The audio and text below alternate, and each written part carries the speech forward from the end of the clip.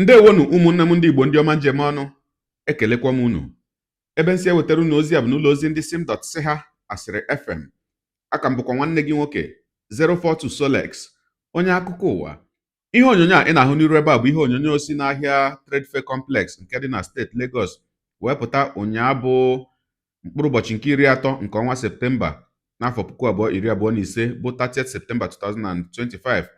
Dịka ụfọdụ ụmụnne anyị bụ otu onye n'ime ha bụ mmadụ dịka aka chịburu steeti Anambra na mgbe gara aga bụ Maazị Peter Obi, na onye dịka Sinetọ Tony Nwoye na Sinetọ Victor Ume na Sinetọ Enyinaya Abaribe na ụfọdụ ndị ọzọ gara na ya bụ ahịa Trade Fair Complex ka ha na ụmụnne anyị bụ ndị na-azụ ahịa na steeti Lagos nwee mkparịta ụka gbasara ihe nkụri na nkwari a nke ndị gọọmenti steeti Lagos ji wee soro ụmụnne anyị na ya bụ steeti ugbu a.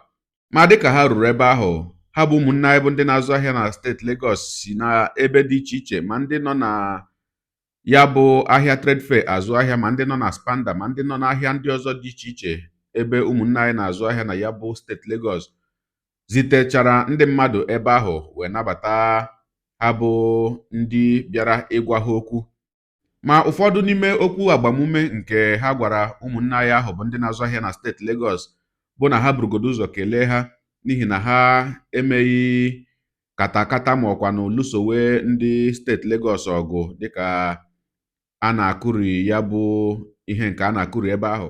Ha bụ ụmụnne anyị bụ ndị gara hụ ha ebe ahụ wee na-agwa ha okwu agbamume wee sị ha nwee ndidi na ha abịala ma hụ ihe niile mere, nụkwanụ ka ha niile si wee mee, na ha ga-agakwuru ndị gọọmenti steeti Lagos ka ha na ha nwee mkparịta ụka gbasara ya bụ ihe nke na-eme, maka na ebe ha kwụ dịka ndị omeiwu na ndị ọchịchị n'obodo Naijiria bụ nwa mmụọ emegbula nwa mmadụ ma nwa mmadụ emegbula nwa mmụọ.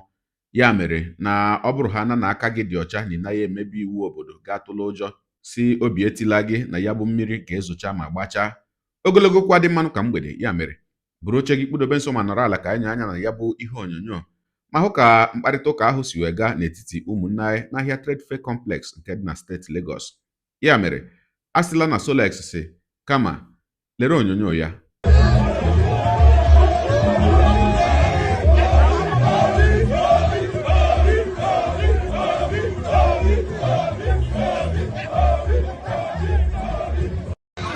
Unu na-anyụ n'afọ na okwute ndị Igbo na senatọs awụchikwana na agba nke abụọ maka nke anyị jeburu ejebu agba nke mbụ n'ikomi prezident Asbanda afọrọ gị n'ezi okwute ndị Igbo.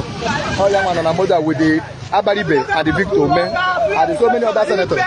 Ebe awụchi n'ụbọchị a egbo eduru baoni. How you see am? Amazing. Okay. Ebe abịa tata hụ ka abịa afọ ebe emenyawu ihe.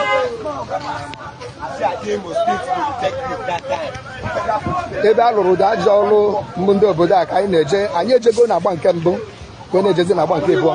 Ebe anyị nọgide ahụ na Sambisa ebe a na allow these people to leave now. Allow them to move. Hey!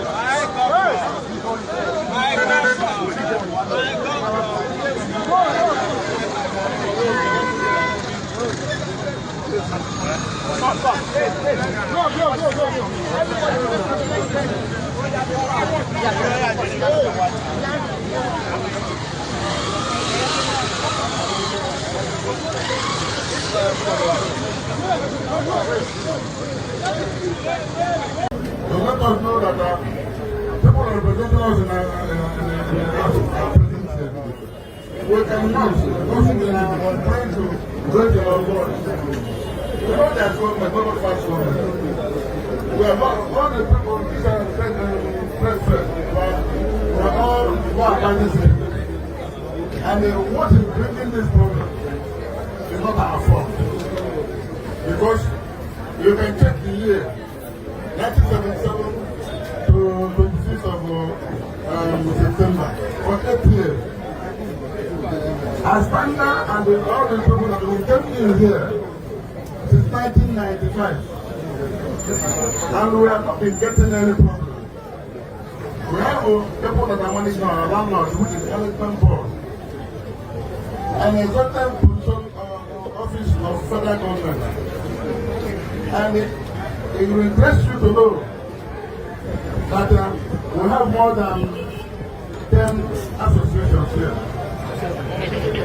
And you are like stakeholders who are different groups for. Because anybody that acquire anything from management body is not a stakeholder. Anybody that will get anything from welfare management board is a stakeholder. And we are trying to obey all necessary laws. Like that on 25th, our boys have they are ready to contend we believe that the government, by one reply, the government will help. So, I don't know what you can do, we're going to do. Because you are coming today, have already begun to bring all our tensions down. No matter whether which we know, good thing will come from it.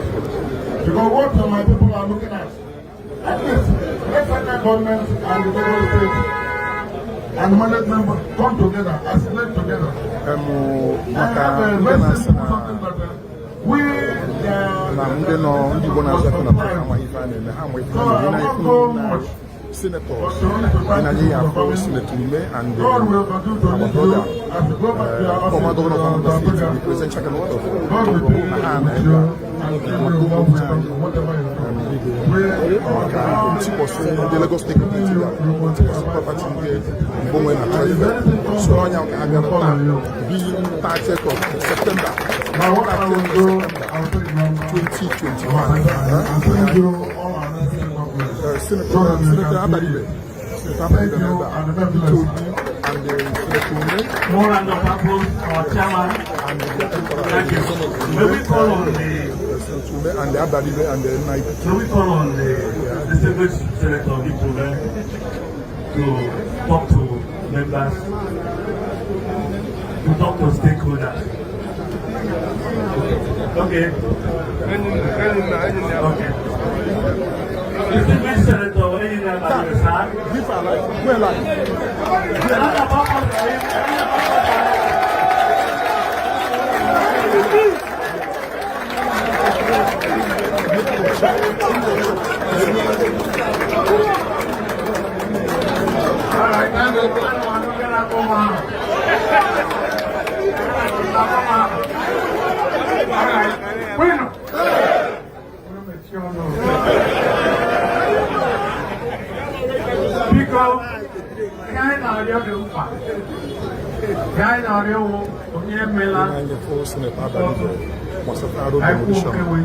the Lagos State government this is a very big problem, but it's a problem that we can solve.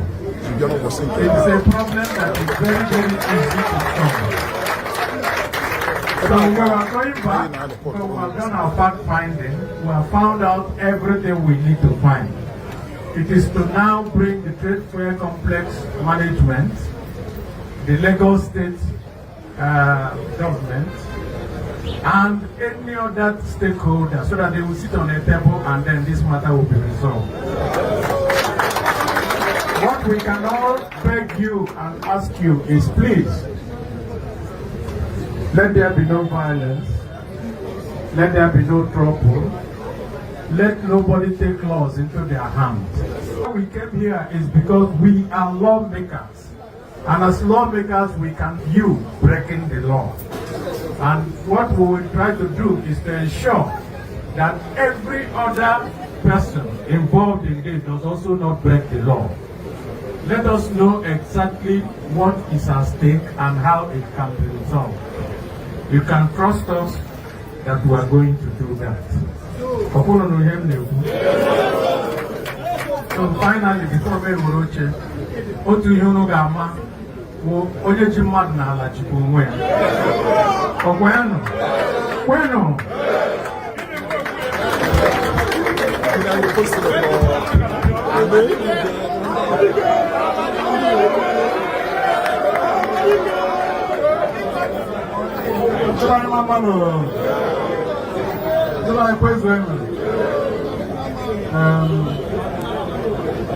when I walk Senator in America, Akomolokua, the first day. He had the Arabian one I call on the women. I know the women when I'm on TV. And even today, we came with some of our brothers here in Lagos. Sheyi is here with us. Revival is here with us. And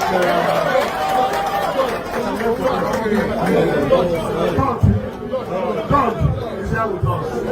This is the House of Rep member representing this federal constituency. He is one of us. So we have come to tell you people that have seen what we are going through. Senator Abaribe has said it all. We want to tell you this case. What we want to let you know is that we have come and seen again. This place is not the first place. The properties of our people have been destroyed in Lagos. This destruction is going on everywhere. But we want to make it clear that everybody that is law-abiding must be protected by the government of Nigeria. You are doing your legitimate businesses here, and we are entitled to protection. From what we have seen so far, this thing, from what we have seen so far, and in other places in Lagos, it has been between the Lagos state government and our people here. And we have seen what has happened again. Each one we have investigated. We have seen that there is a deliberate plan to frustrate the activity. And we will not allow that to happen. I know that I told them, I told you. I'm on the table, go to the ground. Man, this is not on the table. I will never ask how I see my.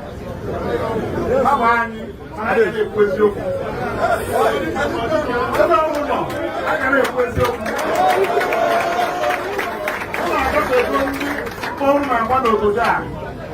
Now, contributions you make to the economy of Lagos, you deserve respect. You deserve respect. You are contributing to the economy of Lagos. It is easy to say go. If you go, who will be?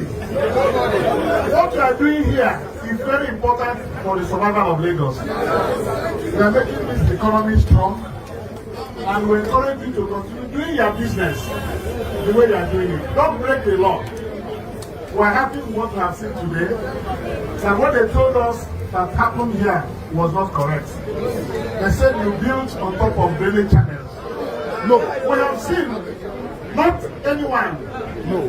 We saw IK Magnum Plaza. There's no drainage channel near it. At all. It's at the center of this place. So why should somebody go and bring some building down? Magnificent edifices. So who can allow that? We are sure, like our brother said, I know.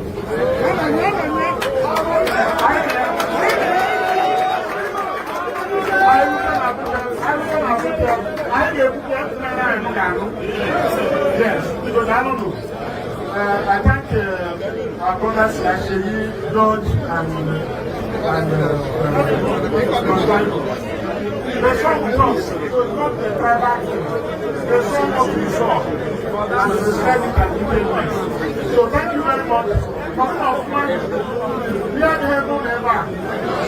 Who can I walk with now? And then can I take us to do my don't have to do what I do. Somebody attack them over there. So you see, don't be intimidated. Do your business and stand firm. So long as you are on the side of the law, nobody can do you anything. Yes, Lord. Yes, Lord. Thank you very much. Yes, Lord.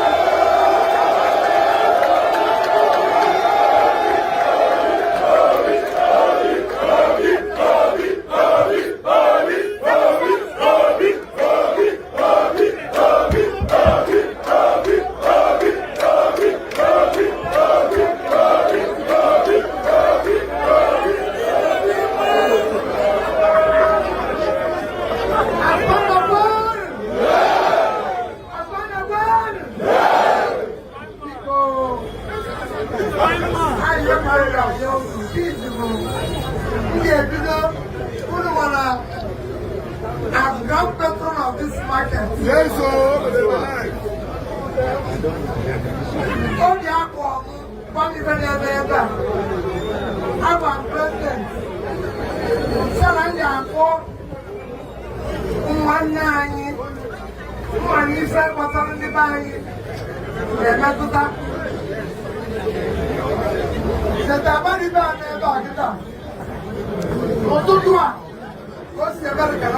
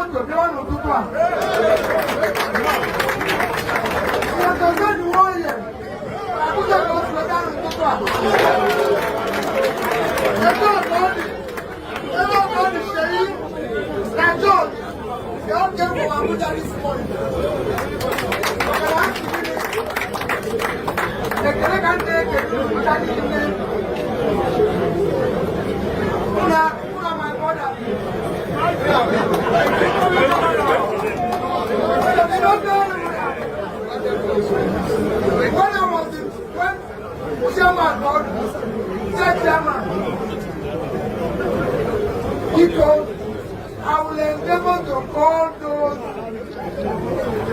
who I know will take on this matter. Those I know that will follow it. My first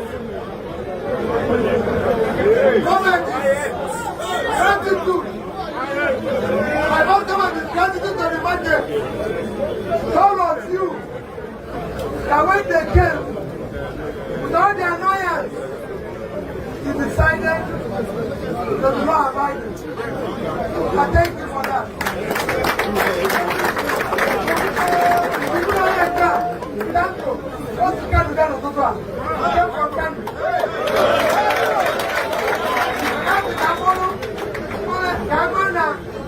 Everybody of Nigeria,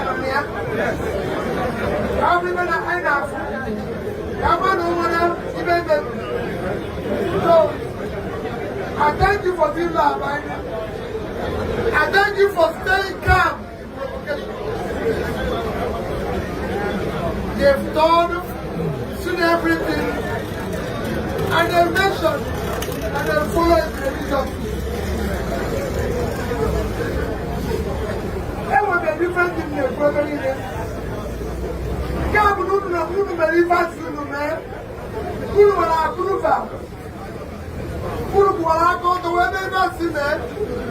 But even the man when they put in Nigeria, Nigeria into Nigeria, I'm not going to give them money.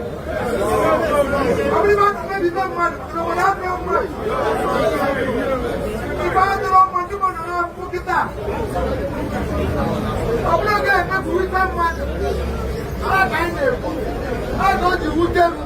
I'm for the other. I'm not about where to raise. I'm going to tell them at the fire. I don't know. Who doesn't know the guitar? Africa and Nigeria. Come on, get a good one. Keep living about guitar. If I could have interested, I never will. What did he have to work with?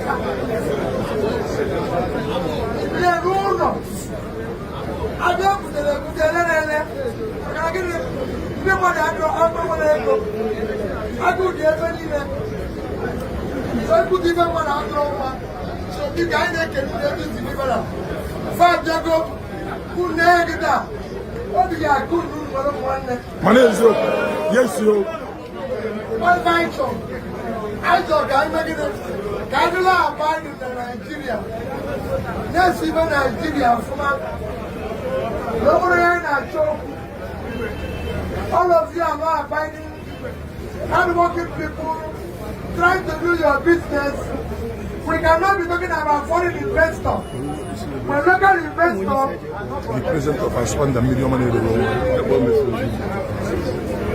We can only bring foreign investor if local investor is protected. One of the houses they destroy ever. The man's partner with the daughter, he found the investor on his office when he was being destroyed. Do you think if they go back, they'll come again? They won't come back. So everyone foreign investor to protect the local investor, make the business thrive. Yes. What government is supposed to be doing here is coming to support you people for the market to boom, not to destroy anything. So I thank all these legislators who have taken it on. All we are doing is let there be peace, let there be reconciliation between federal and state government. Let all the states of Nigeria and everywhere understand it's time to protect businesses, it's time to support businesses. So I thank all of you, what you are doing, for coming out here. I assure you that we must continue or to have a new Nigeria like this.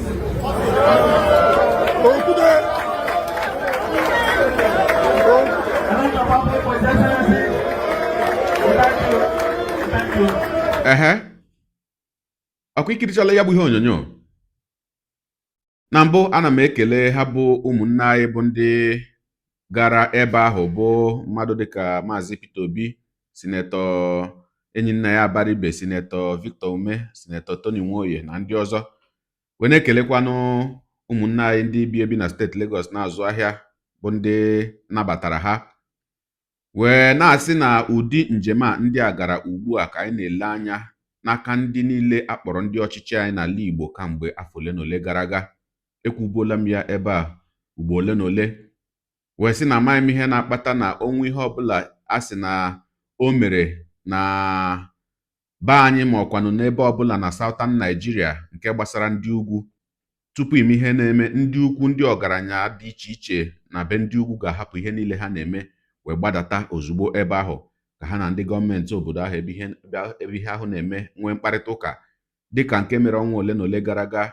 Unu chetara ụfọdụ ndị ugwu ndị egburu ma gbaa ha ọkụ na obodo ọ dịka ọ na-ekpo maka ọ na Bini, bụ nke ndị ugwu si na ọ bụ ụmụnne ha ndị na-aga nta.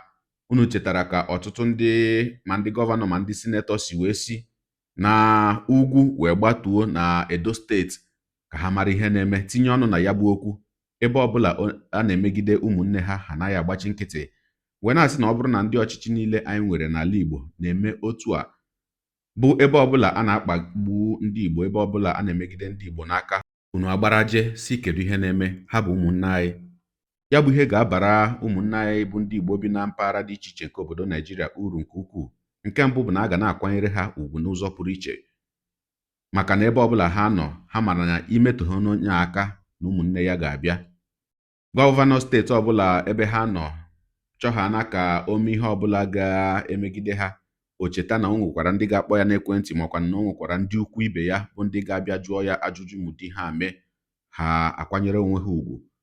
Wee na-asị osikweta dịwa mma ọ dịwara gboo. Ndị be anyị si na taa bụ gboo. N'ụdị ihe a, ọ bụrụ na mgbe ọzọ unu gawa, ma ndị gọvanọ ọbụla ga-esonwu site n'ala Igbo wee gawa, ya bụ ihe ka ọ bụrụ gọọmenti na gọọmenti na-ekwu ya bụ okwu, ka ọ hapụ ịbụzi ndị gọọmenti mewe ụmụnne anyị ha nọrọ ka ndị na-enweghị mmadụ, nọrọ ka ụmụaka na-enweghị nne enweghị nna, wee bụrụ ukpe ekele pụrụ iche wee na-ebugara ha bụ ụmụnne anyị bụ mmadụ ole na ole agara ebe ahụ. Wee na-asị anyị na-ekpe wee na-elekwa n'anya na unu ga-ewere ya bụ okwu wee gara ndị gọọmenti steeti Lagos ka e kwuo ya bụ okwu, ma ka onye ọbụla mara ebe ọ kwụ akwụ. Ọ bụrụ na ha chọrọ ka ndị Igbo ka nọrọ na steeti Lagos, ha kwuo ya. Ọ bụrụ na ha chọrọ ka ndị Igbo lawa, ha mepee ọnụ kwuo ya. Maka na ị gaghị eresịcha mmadụ ala ibinyere ya aka n'akwụkwọ mgbe ọ chọrọ ịrụ ụlọ, si ya rụwa ụlọ na onwe ihe o mere, ọ rụchazie ya bụ ụlọ, ịbịa bụrụzie katapila bịa kwarie ya si na ọ nata ya akwụkwọ ikikere, arụrụ ya bụ ụlọ n'abalị. Oge erula mgbe ihe dị otu ahụ kwesịrị ibe.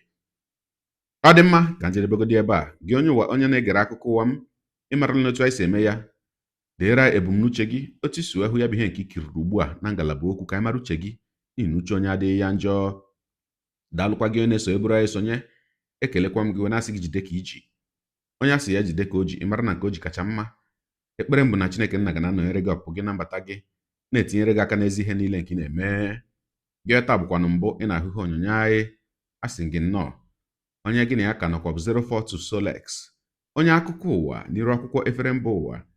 Ya mere ọ bụrụ na ka m mere dị gị mma n'obi nwanne, biko ọ bụ na Facebook ọ na Instagram ka na-ahụ ihe onyonyo apịara m follow, ọ bụ na YouTube ka na-ekiri ya bụ ihe onyonyo apịara m subscribe, ya na mgbịrịgba anya n'akụkụ ka inwe ike na-enweta ihe onyonyo ndị ọzọ m ga na-ewetara gị n'ọdịnihu.